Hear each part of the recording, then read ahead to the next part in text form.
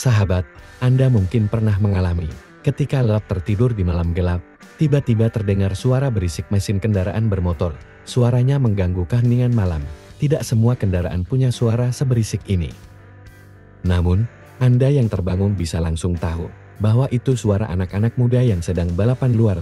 Suara berisik ini dihasilkan dari knalpot modifikasi, atau biasa kita sebut berong, atau gelombongan. Sungguh menyebalkan, bukan suaranya? Suara bising ini tidak hanya terjadi di malam hari. Setiap saat, sebenarnya ada.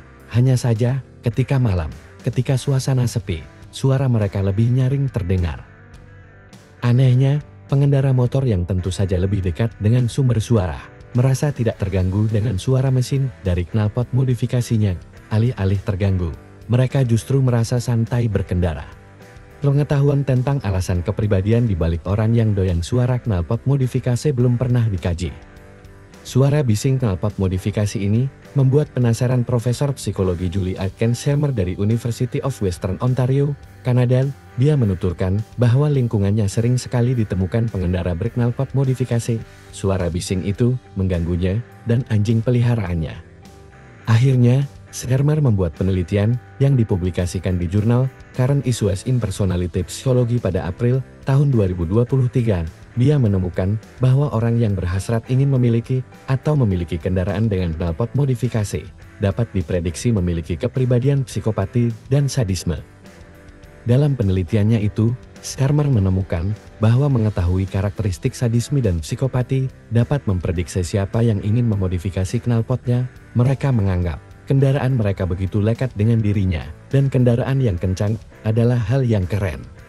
Suka membesar-besarkan suara knalpot modifikasi merupakan pengabaian yang tidak berperasaan terhadap perasaan dan reaksi orang lain. Terang Helmer, pengabaian terhadap orang lain ini adalah ciri-ciri psikopati. Mereka juga senang melihat orang lain kaget. Jawaban terkait pengendara dengan knalpot modifikasi dan karakteristik psikopati dan sadisme ini tidak diduga awalnya. Hipotesis awal Helmer mengira bahwa penggunaan atau rencana memiliki knalpot modifikasi berhubungan dengan narsisme.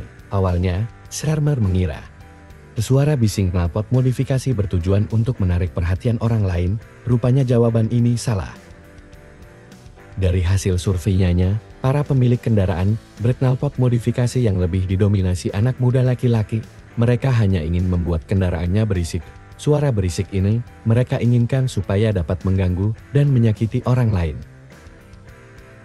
Motivasi ini menandakan adanya kepribadian psikopati, yakni bersikap kejam terhadap orang lain. Pada konteks kendaraan berknalpot suara keras, pengendara punya ketidakpedulian terhadap perasaan orang lain.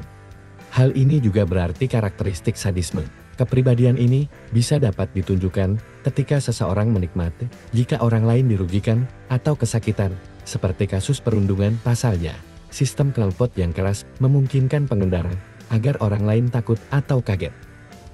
Jawaban ini didapati setelah Helmer melakukan survei kepada 529 mahasiswa S1, terdiri dari 289 laki-laki, 234 perempuan, dan 6 orang mengidentifikasi diri sebagai lainnya.